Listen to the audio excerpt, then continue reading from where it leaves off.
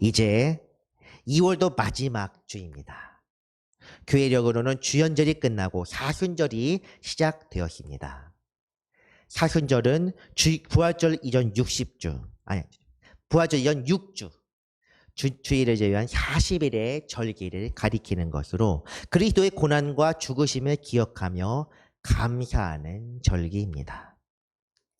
그리스도께서는 우리의 죄를 대속하기 위하여 죽임 당하셨으며 죽음을 극복하고 부활하심으로써 우리의 새로운 살 길을 열어주셨습니다. 이 복음의 메시지를 우리가 기억하고 믿음으로 살아가는 것, 이것이 바로 사순절을 보내는 올바른 자세일 것입니다.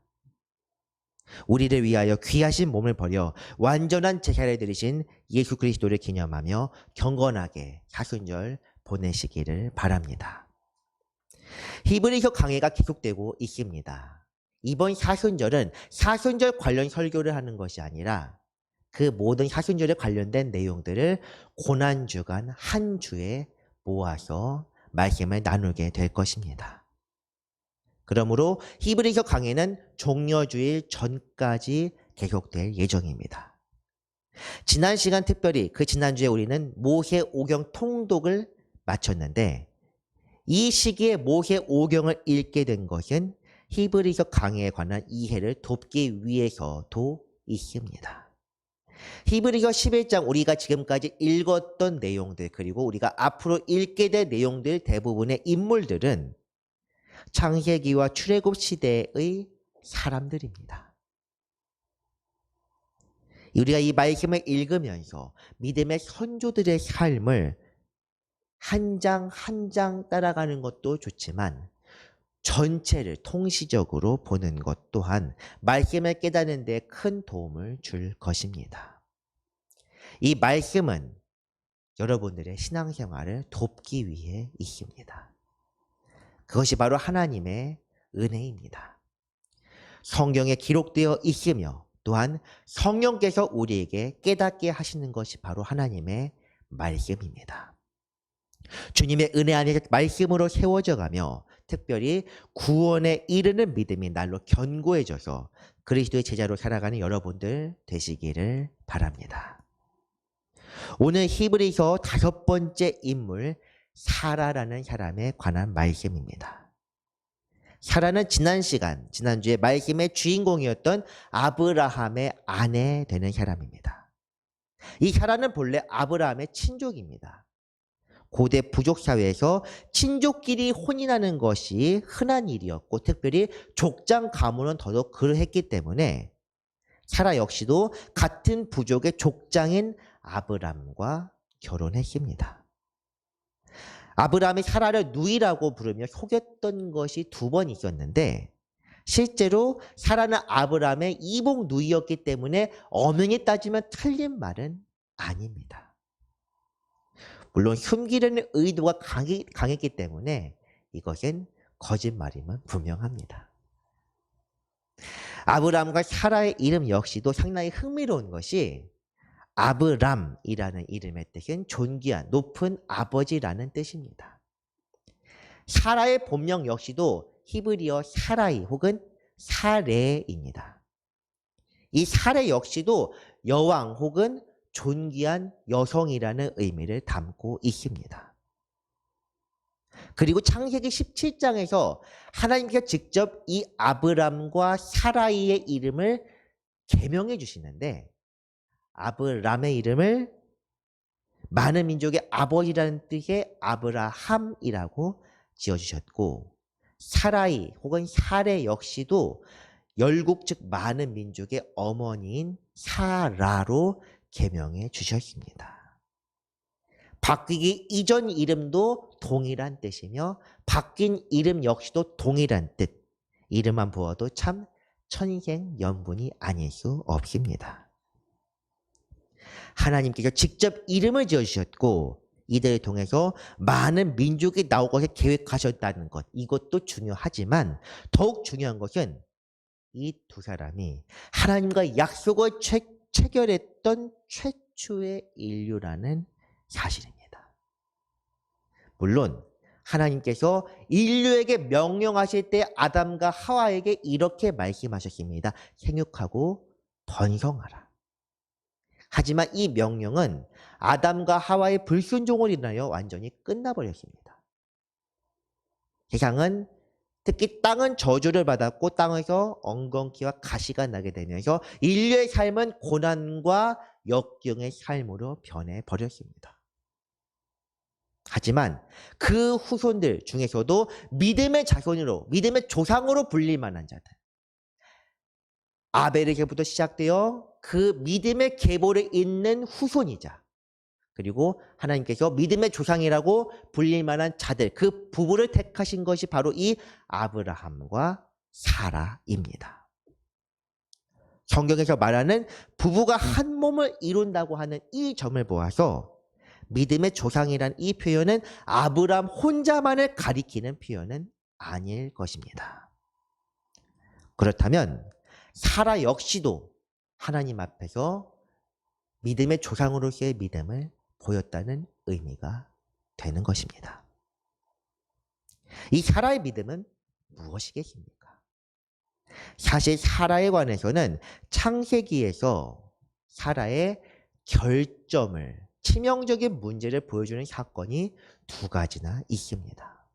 그리고 사라에 관한 이미지는 사실 이것이 거의 대부분을 차지하고 있습니다. 첫 번째는 하갈과의 관계입니다. 하갈은 사라의 여종이면서 아브라함의 측실이 된 사람입니다. 그런데 이 측실, 하갈을 아브라함에게 측실로 보낸 사람이 바로 사라입니다.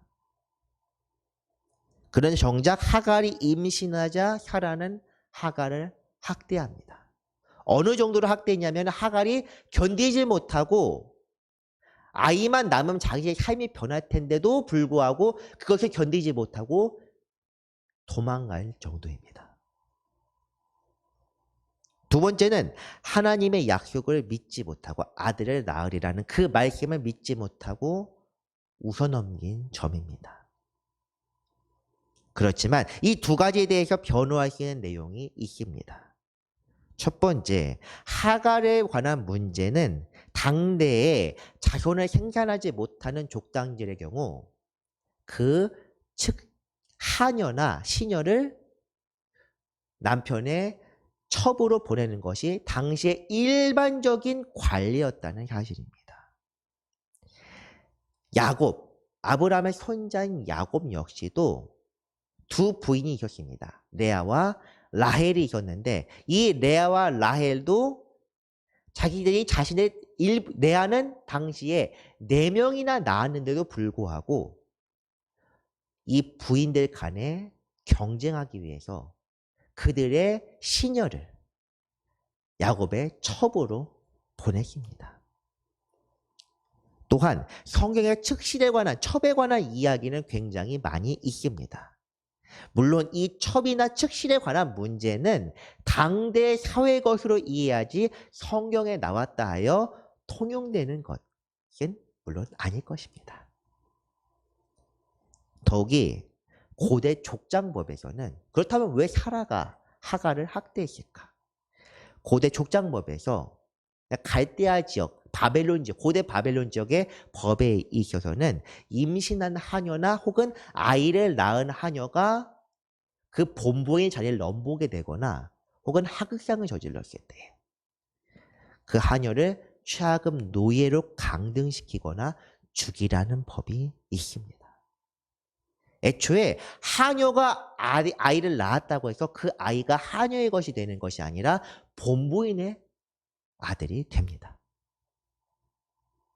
그렇기 때문에 사라가 하갈을 학대했다고 해서 이것이 윤리적으로 문제가 될 수 있지는 몰라도 당시 법이나 관례로는 전혀 문제가 되지 않았습니다. 오히려 사라가 당대 관례나 법을 그대로 따른 것이 아니라 이 문제에 대해서 족장의 남편과 상의하고 특별히 하나님께 항의하고 의뢰했다는 것이 창세기 말씀에 있습니다. 사례가 아브라함에게 이르되 내가 받는 모욕은 당신이 받아야 옳도다. 내가 나의 여종을 당신의 품에 두었거늘 그가 자기의 임신함을 알고 나를 멸시하니 당신과 나 사이에 여호와께서 판단하시기를 원하노라. 이것은 흔히 아내가 남편의 바가지를 긁는 것이 아닙니다. 분명히 사라는 하갈에게 모욕을 받았다고 오늘 이 말씀에서 나와 있습니다. 그런데 그 모욕을 받았을 때 바로 그 여종을 즉결 처분할 수도 있었음에도 불구하고 남편이 아브라함을 존중하면서 그에게 먼저 항의하고 있습니다. 이것은 내 문제가 아니라 당신의 책임이다. 그런데 나를 멸시하기 때문에 하나님께서 당신하고 나 사이에 판결자가 되기를 바란다며 하나님께 의뢰하고 있습니다. 문제는 사라와 하갈의 사이를 망각하고 애매한 위치를 취했던 아브라함 쪽에 있습니다. 사라는 가정의 문제에서 단순히 남편에게 의존하는 것이 아니라 하나님의 공의를 말씀하며 아브라함에게 충고하고 있는 내용입니다. 믿음의 조상이라 불리는 것이 단순히 그저 따라가는 것이 아니라 자기 자신의 효신과 자주적인 어떤 분명한 믿음을 가지고 있어야 한다는 것을 보여주는 내용입니다. 하지만 더 중요한 것은 두 번째 사건, 즉 하나님이 나타나셨을 때 사라가 그 말씀에 대해서 어떤 반응을 보였는지에 관한 그 부분입니다. 사라가 하나님의 말씀, 즉 아들을 낳게 되리라는 말씀을 믿지 못하고 웃어버린 사건, 이것은 창세기 18장에 등장하는 내용입니다. 사라가 속으로 웃고 이르되 내가 노쇠하였고 내 주인도 늙었으니 내게 무슨 즐거움이 있으리요. 여호와께서 아브라함에게 이르시되 사라가 왜 웃음에 이르기를 내가 늙었거늘 어떻게 아들을 낳으리요 하느냐. 분명 이 부분은 사라가 믿지 못하고 웃는 점에 대해서 책망하는 내용입니다. 그렇지만 이 말씀을 믿는다는 것, 여러분들은 믿을 수 있겠습니까? 이것은 사실 믿음 자체가 어려운 일입니다. 이게 체질이나 병으로 인한 난임이나 불임의 경우에는 아멘 할 수도 있습니다. 그런데 노화입니다. 이 경우는 노화로 인하여 더 이상 월경을 하지 않고 즉 자녀를 낳는 기능을 완전히 잃어버린 사람에 관한 이야기입니다. 앞의 경우는 정말 어려운 기적이지만 후자의 경우는 불가능한 것입니다. 그렇기 때문에 창세기 18장 뿐만 아니라 창세기 17장에서 아브라함을 아브라함이라 고쳐주신 그때에도 아브라함 역시도 아들을 갖게 되리라는 그 말씀에 웃어넘기고 있습니다. 아브라함이나 사라나 다를 바가 없습니다. 물론 믿음이 다른 사람과 비교해서 이 사람에 비해서 낫다 이렇게 할 것은 아니지만 당시의 사람들이 이 말씀을 믿는다는 것 자체가 불가능한 일임을 말씀드리고 있는 것입니다. 물론 보지 못하고 믿는 자들은 복되도다. 부활하신 예수님께서 직접 말씀하신 내용입니다. 부활하신 그리스도를 하지만 직접 보지 않고 믿는 사람은 단 한 명도 없습니다. 믿음이 약하여 이 말씀을 믿지 못한다고 하더라도 자신의 믿음이 부족한다는 걸 알았을 때 혹은 그에 관한 책망을 들었을 때 이것을 믿음의 도전을 받았다고 제가 지금 말씀드리겠습니다. 이 믿음의 도전을 받았을 때 이를 성장의 기회로 삼는지 아니면은 좌절하거나 낙심하는지는 그것은 각자의 선택입니다. 각자의 문제가 됩니다. 신앙이라면 마땅히 믿음의 도전을 받았을 때 이 믿음을 성장할 수 있는 기회로 삼아야 합니다. 과거 아브라함이 애굽으로 내려갔다가 큰 실패를 겪었다는 것을 지난 시간에 우리가 말씀으로 읽었습니다. 그런데 아브라함은 그 문제로 인하여 족장으로서의 권위조차 이뤘는데도 불구하고 믿음이 약하여지지 않고 다시 가나안 땅으로 돌아왔을 때에 하나님과 새로운 언약을 체결할 수 있었습니다. 사라 역시도 그러했습니다. 오늘 본문 히브리서 말씀은 바로 이런 부분을 강조하고 있습니다. 믿음으로 사라 자신도 나이가 많아 단산하였으나 즉 끊어졌지만 잉태할 수 있는 힘을 얻었으니 이는 약속하신 이를 미쁘신 줄 알았습니다. 잉태할 수 있는 힘을 얻었다. 없어졌지만 다시 생겼다는 것입니다. 미쁘시다는 것은 물론 옛날 표현이고 신실하시다, 즉 변함 없으신 하나님의 속성을 가리키는 표현입니다. 하나님께서 약속하신 것은 반드시 이루어진다. 즉 그분이 아들을 낳으리라고 나에게 말씀하셨기 때문에 그 뜻이 반드시 이루시리라. 이것을 믿었다는 것입니다. 이 믿음은 결코 쉬운 것이 아닙니다. 믿음이 없었지만 하나님께서 돌아보사 불쌍히 여기셔서 아들을 낳게 하신 것이 아닙니다. 사라는 분명히 믿었고 그 믿음의 결과로서 그녀를 웃게 해주는 웃음이란 뜻의 이름인 이삭을 품에 안을 수 있었습니다. 사랑하는 성도 여러분, 우리는 지금 어떤 신앙생활을 하고 있습니까? 보지 못하는 것을 보는 것으로 여기는 믿음. 이 경지에 이른 사람들을 저는 그리고 웨슬리 전통에서는 그리스도인의 완전이라 부릅니다. 완전한 데에 나아갈지니라. 히브리서에서도 그런 주제로도 설교를 했었습니다.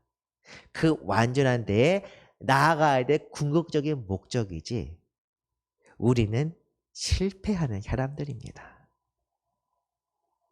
그 경지에 혹 다다르신 분들은 물론 자신은 그렇게 생각하지 않으시겠지만 그대로 계속 하시기 바랍니다. 하지만 대부분의 경우는 실패하는 사람들, 즉 웃어넘기는 사람들입니다. 그 이유는 다양합니다.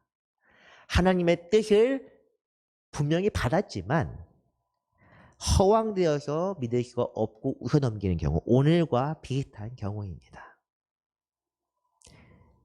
뜻은 분명히 알지만 인내를 요구하면서 그 이루어지는 것이 너무나도 오래 지체되기 때문에 지쳐서 포기해버리는 경우. 지난 시간 애굽으로 내려간 아브라함의 경우입니다. 주위 사람들이나 환경의 영향 때문에 믿음을 너무 지키기 어려워서 낙심하는 경우. 아벨의 경우가 이에 해당됩니다. 세상의 기대와는 다른 하나님의 시선으로만 바라봐야만 하는 그런 경우. 노아의 경우입니다. 세상에서 우리가 믿음을 지킨다는 것이 이처럼 힘든 일입니다. 믿음을 지키며 구원에까지 이르는 것, 구원이 우리의 삶의 궁극적인 목표라고 하는 이유는 그 자체가 우리 힘으로 이룰 수 없기 때문입니다. 그렇기 때문에 우리의 삶은 어찌 보면 끊임없는 실패와 도전의 연속입니다. 우리는 그 모든 실패를 통해 배우고 깨달으면서 믿음이 점점 자라나야만 합니다. 믿지 못하기 때문에 책망을 받는 것보다 그 책망 때문에 낙심하는 것이 훨씬 위험합니다. 실패를 통해서 배우지 못하고 좌절하거나 포기하게 되었을 때 이것이 우리 삶을 완전하게 무너뜨려 버립니다. 실패를 두려워하지 말고 실패를 통해 배워 나갑시다. 실패가 성공의 어머니라는 것은 성경에서도 마찬가지로 통용되는 표현입니다. 언제나 강조하지만 믿음은 사건이나 결과가 아니라 과정입니다. 우리는 믿음 안에서 자라가는 사람들이며 주님 오시는 그날까지 끊임없이 믿음의 도전을 살며 이겨내야 하는 그런 사람들입니다. 오늘의 말씀 속에서 믿음의 성장을 이루시는 우리 모두가 되시기를 축원합니다. 그렇다면 사라가 처음 책망받던 사라가 어떻게 확실하게 믿을 수 있게 되었습니까? 이것은 하나님을 경험했던 그 경험이 가장 큰 이유입니다. 창세기 18장으로 돌아와서 사라가 하나님께 책망을 받는 부분을 한번 다시 생각해 보겠습니다. 장막 뒤에서, 앞에서 들은 것도 아닙니다. 장막 뒤에서 사람들의 이야기를 몰래 듣던 사라는 자신에 대한 허무맹랑한 소리를 들었습니다. 그래서 속으로 웃으며 생각했습니다. 남편이나 나나 이미 늙어서 아이를 낳을 능력을 잃었는데 이게 무슨 소리냐? 하나님은 이 생각한 것에 대해서 말로 웃으며 이야기한 것이 아닙니다. 그 말씀을 다시 한번 보겠습니다. 사라가 속으로 웃고 이르되 내가 노쇠하였고 내 주인도 늙었으니 내게 무슨 즐거움이 있으리요. 여호와께서 아브라함에게 이르시되 사라가 왜 웃으며 이르기를 내가 늙었거늘 어떻게 아들을 낳으리요 하느냐. 한 게 아닙니다. 속으로 웃고 이르되 이처럼 하나님께서 즉각적인 반응을 보이시는 경우가 사실 많지 않습니다. 우리가 모세오경 읽었지만 하나님의 즉각적으로 반응을 보이신 경우 몇 번 있는데 그 몇 번이 흔치 않습니다. 너희들은 여기서 물러가라. 내가 그들을 쳐서 진멸하러 하노라. 광야에서 몇 번 있었는데 그 중에서도 바로 나타난 경우가 그렇게 많지는 않습니다. 금송아지 사건 때도 금송아지를 보고 모세가 돌판을 깨뜨리자마자 하나님이 나타나셔서 내 이놈들 하신 것 아닙니다. 고라와 다단과 아비람이 모세에게 반역했을 때 그 즉시 나타나신 것도 아닙니다. 사람들이 원망하여서 불뱀을 보내셨을 때에도 원망하자마자 불뱀이 탁 튀어나온 것이 아닙니다. 하나님은 우리에게 대하여 오래 참으사 모든 사람이 구원에 이르기를 바라시는 하나님이십니다. 그런데 이 경우는 웃자마자 말씀하십니다. 사라가 왜 웃으며 이야기하느냐? 주어는 여호와께서라고 하고 있지만 이는 아브라함을 찾아온 3명의 손님 중 한 사람입니다.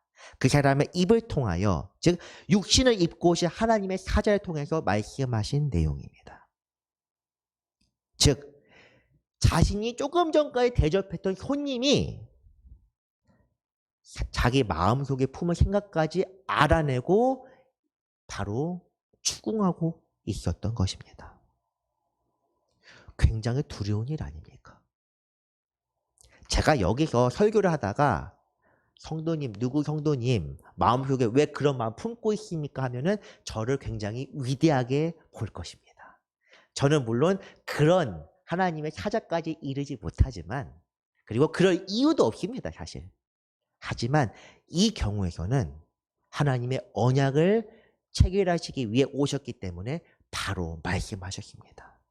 믿음 없이 이루어질 수 없는 것이기에 말씀하신 것입니다. 사라는 그래서 이 손님이 평범한 분이 아니라 바로 모든 것을 아시는 하나님이심을 알게 되었습니다. 성경에서는 이 부분 어렸을 때 교회 학교에서 많이 다룹니다. 우화와 같이 동화처럼 이 이야기를 마치 사라가 웃다가 참교육을 당한 것처럼 그렇게 가르치지만 이 장면이 굉장히 중요한 전환점이 되었습니다. 사라에게나 아브라함에게 말입니다. 그렇기 때문에 하나님 앞에 우리는 욥이 하나님 앞에 섰을 때 그 말을 떠올릴 수 있습니다. 내가 주님에 대하여 귀로 듣기만 했는데 이제는 눈으로 주님을 뵙습니다. 하갈의 일을 말할 때 또 사라는 자신의 상황에 관하여 남편에게 말하며 하나님께 도움을 요청하고 있습니다. 하나님께 나와 당신 사이를 판단해 주시기를 바란다.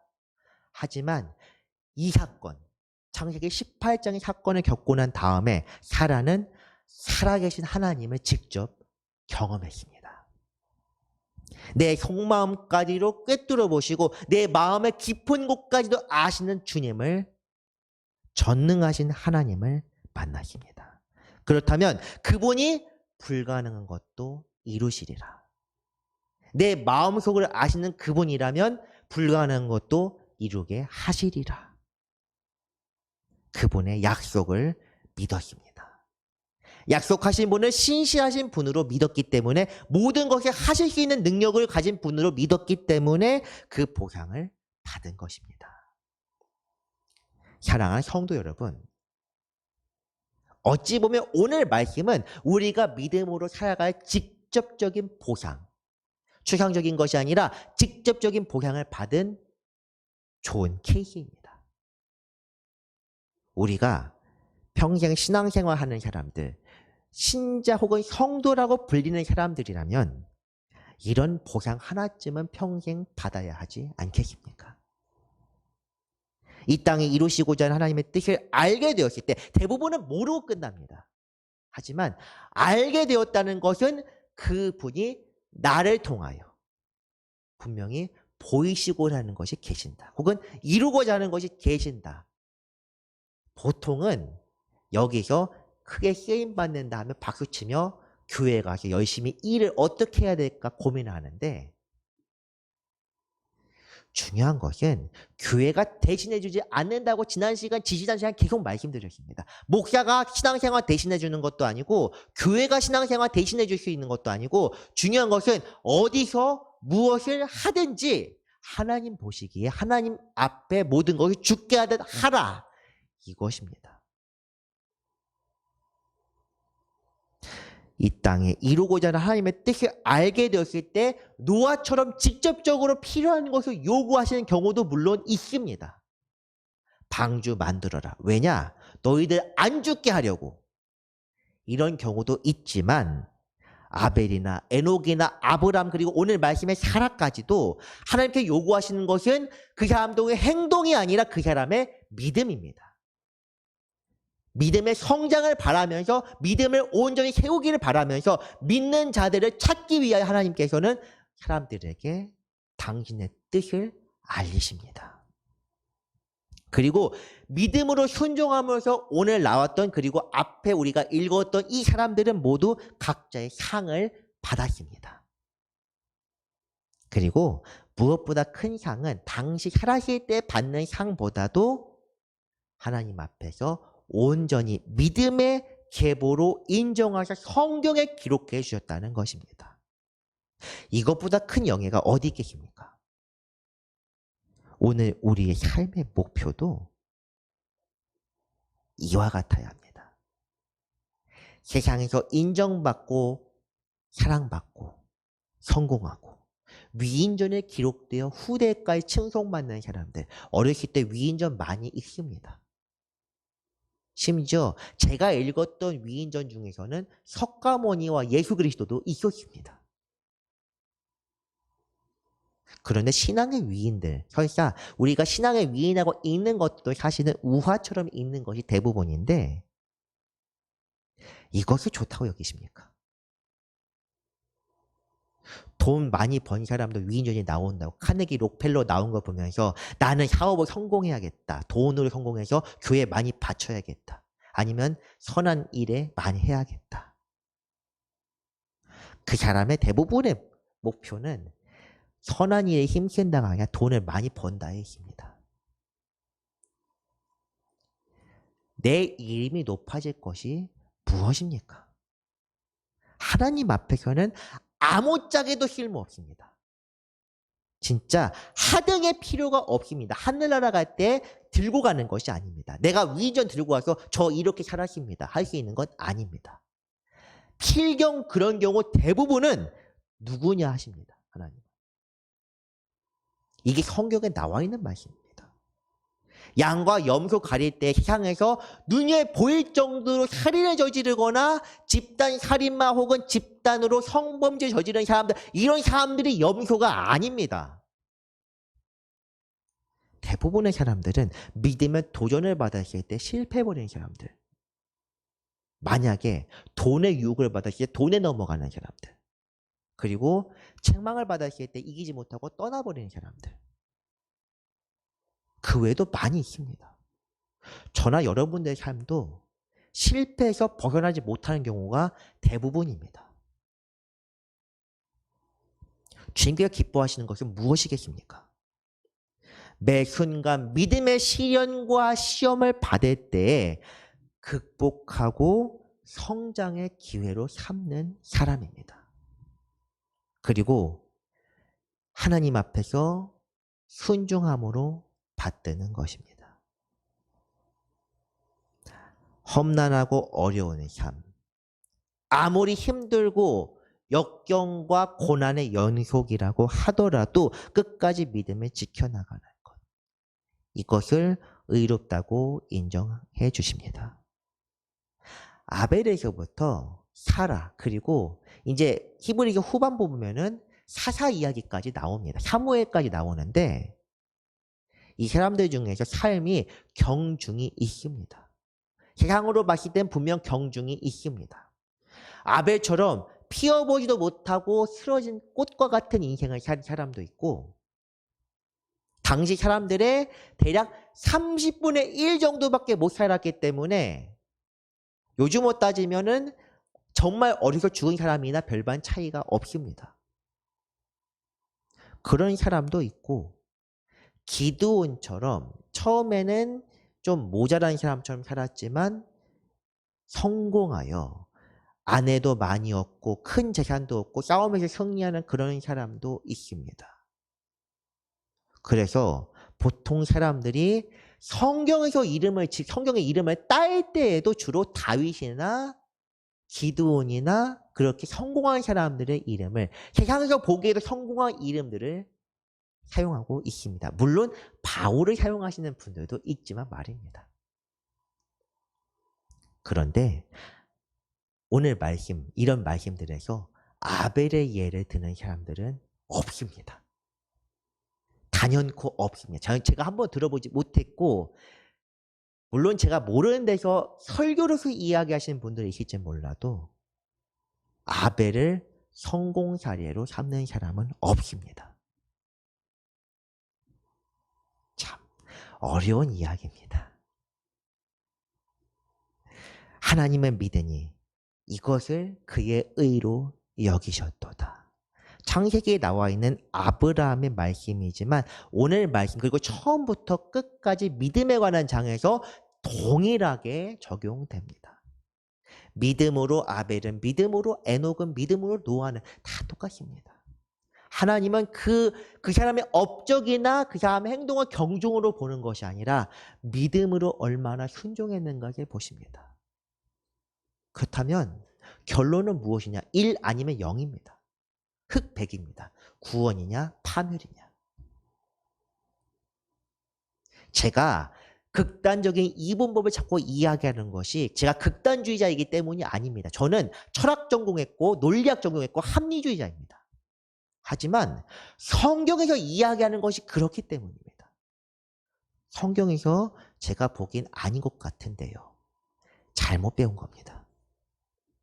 성경에서 양과 염소, 중간 아롱진 것, 점 있는 것, 야곱처럼 그렇게 나누는 것이 아닙니다. 양 아니면 염소입니다.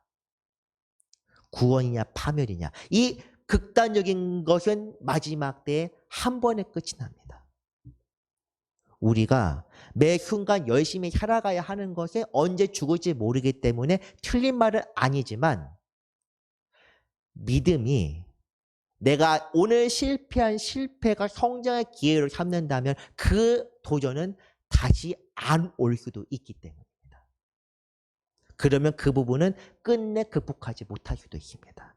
다시 도전을 주시는 경우는 특별한 경우입니다. 베드로에게 3번 말씀하셨다고 하나님의 인내심에 3번은 가겠지 생각하지 마시기 바랍니다. 지금 제가 이례적으로 말씀드리는데 이것이 하나님의 말씀입니다. 제 머릿속에 없고 여기에도 없습니다. 하나님의 인내심은 인간의 영혼에 대해서 오래 참으시는 것이니 같은 방법을 계속하고 될 때까지 아닙니다. 3월부터 시작할 신앙 성장 프로그램도 못하면 다시 해주고 하겠지만 하나님의 법칙은 2번은 없을 수도 있습니다. 애초에 재사용도 없고 구원도 실패자들 모아서 다시 재기회를 주는 것도 없습니다. 오늘 말씀을 다시 돌아와서 이 믿음, 사라의 믿음을 통해서 하나님께 이루신 놀라운 일에 대해서 한번 보겠습니다. 이러므로 죽은 자와 같은 한 사람으로 말미암아 하늘의 허다한 별과 또 해변의 무수한 모래와 같이 많은 후손이 생육하였느니라. 사라가 낳은 아들은 90세에 1명입니다. 그 뒤에 심지어 아브라함이 사라가 죽은 후에 그두라라는 철을 취하여 또 다른 후철을 취하여 그에게서 여러 아들을 낳았습니다. 능력도 좋습니다. 그런데 사라는 90세에 단 1명만 낳았는데 그 이삭을 통하여 수많은 후손이 나왔습니다. 죽은 자라는 것은 생생한 능력이 없는 사람을 의미하는데 하나님께서 이런 사람들을 통하여 역사해 오셨습니다. 태초에 흑암이 가득한 수면 위에서 모든 것을 창조하신 무에서 유를 창조하셨습니다. 생산할 능력이 끊어진 여인으로 아들을 낳게 하신 하나님. 그리고 성령으로 잉태하여 처녀에게 아들을 주신 하나님. 그리고 그렇게 태어난 아들을 통해서 많은 후손을 생육하게 하시고 또는 그 아들을 통하여 모든 것을 완전한 재산을 하나님께 돌리셨던 그 전능하신 하나님. 이 모든 것들이 하나님의 창조 역사입니다. 하나님은 태초에 일하고 쉬시는 것이 아니라 끊임없이 무에서 유를 만들고 계시고 지금 우리의 삶 속에서도 믿음 없고 나약하고 죽을 수밖에 없는 우리를 통하여 생명의 역사를 보이고 계십니다. 이 하나님의 뜻이 이미 끝나버린 것 같습니까? 아닙니다.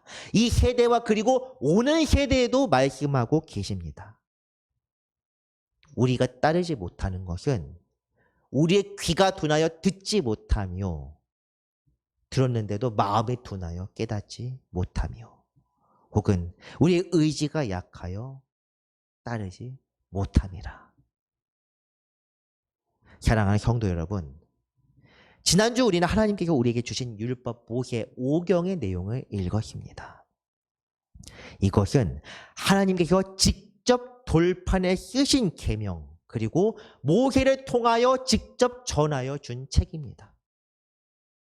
이 말씀이 찬송가 202장 하나님 아버지 주신 책은 귀하고 중하신 말씀이기에 찬송을 나흘 동안 불렀는데 실제로 우리에게 귀하고 중요한 말씀이 되었습니까? 그 속에서 하나님의 사랑, 주께서 나를 사랑하니 즐겁고도 즐겁다 사랑을 발견했습니까? 이해하기 어려운 부분들 생각하면서 반복되는 구절들 몇 규빗 몇 규빗 몇 마리 몇 세겔 이런 것에 실증 내면 아무런 유익이 없습니다.